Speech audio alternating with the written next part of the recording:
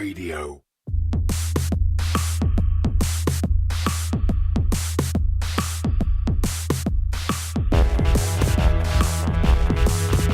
Hello and welcome to Cryptocurrent, the only podcast to bring you beginner and advanced knowledge of cryptocurrency and blockchain, analyses of cryptocurrency markets, and discussions on growing a business within the crypto space. Stay tuned and stay cryptocurrent.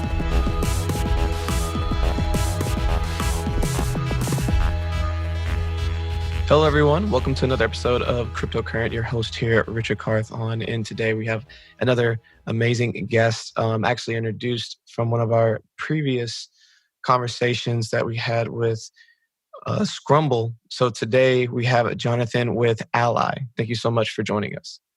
Thanks, Richard. It's great to be here, and I'm looking forward to speaking with you. Good deal. So if you don't mind, go ahead and start off with just telling us a little bit about yourself. What's some background? Sure. So I'm a young millennial. I recently graduated from college, now working in the exciting space of blockchain. So that's sort of where my professional interest lies. I'm really excited about developing some alternatives to the ad-based business model of the internet that we all know too well. Companies like Facebook and Google have come to dominate. So that's in part why I'm so excited by blockchain. Gotcha. And I think there's so much potential there. Personally, I'm a big ping pong player, big professional football fan. Good deal. Well, thank you for sharing some of that on yourself. But as you were saying, what was your first introduction into the cryptocurrency and blockchain space?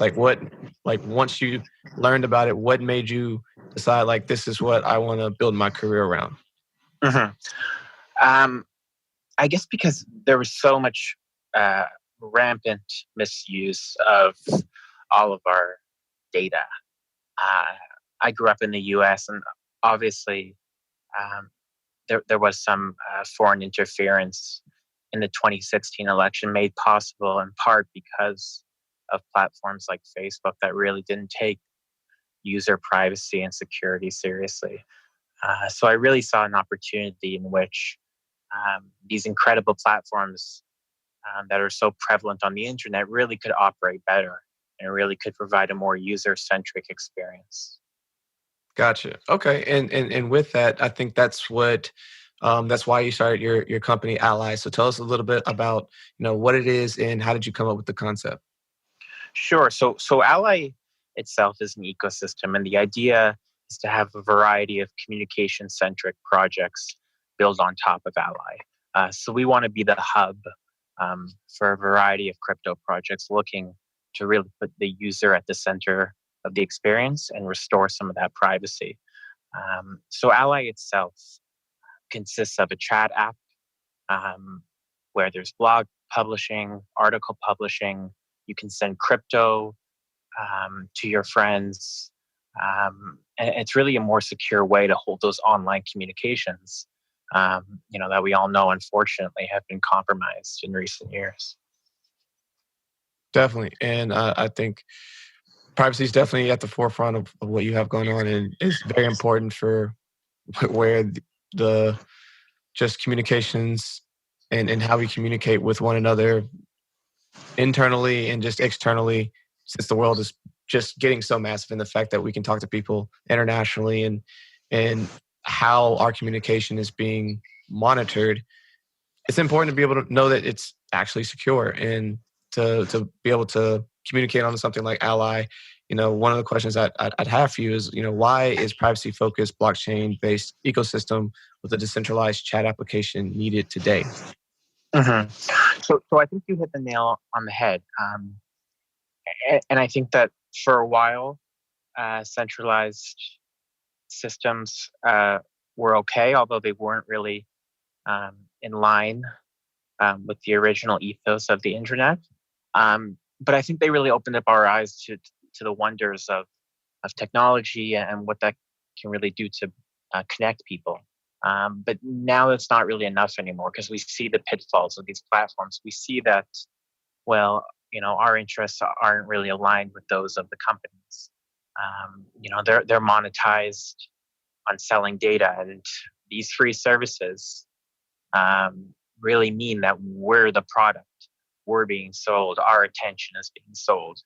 So I don't believe that's sustainable in the long run. I think we really need to have a solution that puts users at the center of it. And I think it's going to be for the better too. I think the internet is going to be a much more rich and maybe overall better place once we move to decentralized computing. Definitely. And I think we are at the very beginning of that journey and what that looks like. And on that note, where is Ally currently in the development process? Sure. So we're still fine-tuning the app, and we'll always be fine-tuning the app in order to make the best user experience possible. We're live on the App Store, and we have over 200,000 users now. So I think people are beginning to understand, the value add that we bring to the table, and we're going to keep, adding features, add video calling, add support for P2P crypto transfers, and even more currencies as we go along. So there's so much coming up. Which is great. I mean, you already have a foundation. You got users that are being faithful to it, and it's growing. It's you're building that system, that ecosystem that is needed in this community. So kudos to you for getting it, off the ground and on its way. And I know that with you being in this space, you probably are aware of a ton of different cryptocurrency and blockchain projects that are going on. So yeah, I think Telegram is interesting for a lot of reasons. They've had some legal troubles recently, but I think they'll ultimately figure that out. And obviously, the team behind that is very capable and definitely competent enough to deliver an outstanding project. I'm also excited about Libra, and I know not everyone holds that same view, but however it does pan out, I do think some sort of product will eventually launch. Again, the specific details on the currency backing, I don't know. I think those issues are being panned out as we speak. But I think that's going to be interesting, and I think that might actually be the first domino to fall in getting more and more of the centralized companies, these behemoths, to really take a look at what a decentralized solution could look like. Gotcha. So you like the more than anything with what Libra is doing, it's bringing the attention to how do we get some of these gigantic companies to enter the space and see how they can get involved. Exactly. I think anytime Facebook does something, it's going to turn heads just because of their sheer size and clout. So regardless of how it pans out, I think it'll be interesting. Gotcha. Yeah, that makes a ton of sense. And with everything that's going on within the crypto and blockchain space, what are some things on the horizon you think in the next couple months to half a year to next couple of years that you think is going to happen that people should be aware of and should be on the lookout for? Well, I do think the regulation, not only around the world, but also in North America, is going to get clearer. Which is something that myself and others in the industry have long been asking for and really craving, because of course we want to work within the framework of laws and rules, but we need some guidance. We need clearer guidance. So that's something that I'm looking forward to, and I'm hopeful and cautiously optimistic that we'll get that. Aside from the regulation piece is also the custody side. There's some incredible companies in the U.S. and all over the world working on, just how institutions would be able to hold these coins and tokens. And once they figure that out, I think the floodgates will really open up. And I think you bring up a really good point about custody. And just to give for some of our listeners who don't necessarily understand, what custody is and like how powerful it's going to be, I think like it's going to be the quickest bridge of adoption in the sense that you can use it on a day-to-day basis. But do you want to elaborate on that a little bit more? Sure. So obviously we hear about crypto jackings and crypto theft all the time. And when we're talking about these major institutions, pension funds, the like. Custody just has to be a sure thing, right? They're not going to risk billions and billions of dollars of assets because some hacker is clever enough to find a hole and exploit it.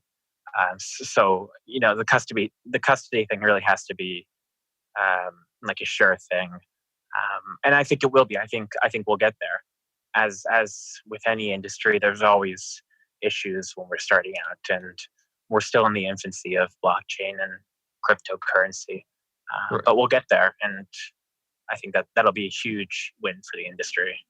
I agree. And with any great new thing that's out there, growing pains are part of the process. You learn to deal with them, and each new version gets even better and more powerful. And I think we're at a really, really cool and crucial point where we're about to start seeing the scale start to go in a different direction and get a lot more momentum for this snowball to start going down the hill finally. Exactly. Well, good deal. Well, Jonathan, thank you so much again for being on the show. But before I let you go, what is a final thought that you want to leave with all of our listeners today? I think it would be similar to what we just spoke about and what you articulated so well, is that this stuff doesn't happen overnight. And I find myself getting impatient with the progress and development of the industry, and it is slow at times, and it feels like it's not going anywhere. But it is. So as much as we all want it to happen, it just takes time. It just doesn't happen overnight. So I'm learning to be as patient as possible, and it's not easy. But if I can impart anything onto anyone else, it would be just that. It would be just keep the faith and let's be patient, because it will happen. It's a question of when, not if. Yes. And you use a phrase I use all the time. It's not a matter of if, it's a matter of when. And This is going to happen. The way I would describe it to some people initially was like, look, either this market's going to go to nothing and be nothing, or it's going to be the next huge thing. And obviously, I am biased that I think it's going to be the next great thing. And for everyone who's getting involved earlier on the front end side of it, there's just going to be so much greatness that comes for when everyone finally catches up. And patience is definitely part of the game. And you have to be looking at it the long-term game. Like, yes, there are people that want like the quick fix, the get rich quick and like all that kind of stuff. But if you're playing the long game in this, you're gonna be so happy. And like if you change your mindset to like, it doesn't need to happen tomorrow. It doesn't need to happen next month, but happens in the next couple months, in the next couple years, like it's all gonna take care of itself. Yep, it is. And I think sometimes for some, it's hard to envision it. But by keeping the faith and actually by getting in the weeds of it and understanding how many smart people are working on it, personally, that gives me so much confidence. So that's something I'd like for everyone to have is some more patience, because I think that'll benefit everyone in the long run, as you said.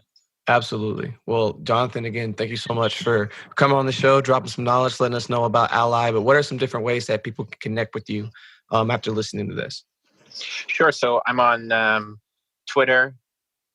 Just search my name. You'll find me pretty easily, Jonathan Greenspoon. I'm on Telegram at JGSpoon. Feel free to email me at jonathan@getally.io. Any of those methods will get to me. Perfect. Well, again, thank you so much for being on the show. And for everyone listening, stay cryptocurrent. Hi, everyone. Thanks for listening to another episode of Cryptocurrent. For more information on this episode and all of our episodes, please visit us at www.crypto-current.co. Stay up to date with the latest news in cryptocurrency. You'll receive daily emails Monday through Friday that are personalized and curated content specific to you and your interest, powered by artificial intelligence. Are you an accredited investor looking to invest in cryptocurrency? Crescent City Capital can help. Go to crescentcitycapital.com for more information.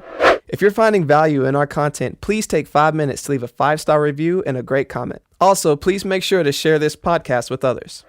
Hello, everyone. I hope you're enjoying the quality of this podcast. I can only thank my amazing producer, Andrew DeRitter, with DeRitter Productions, who has put this together. If you have any podcast, visual, or video needs, please go to DeRitterProductions.com. That's DERITTER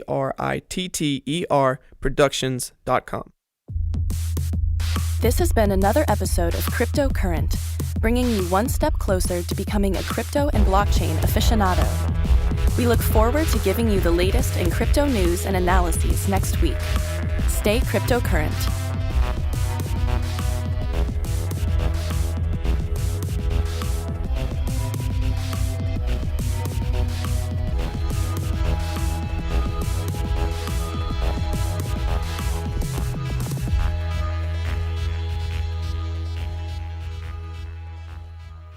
Please use available exits now.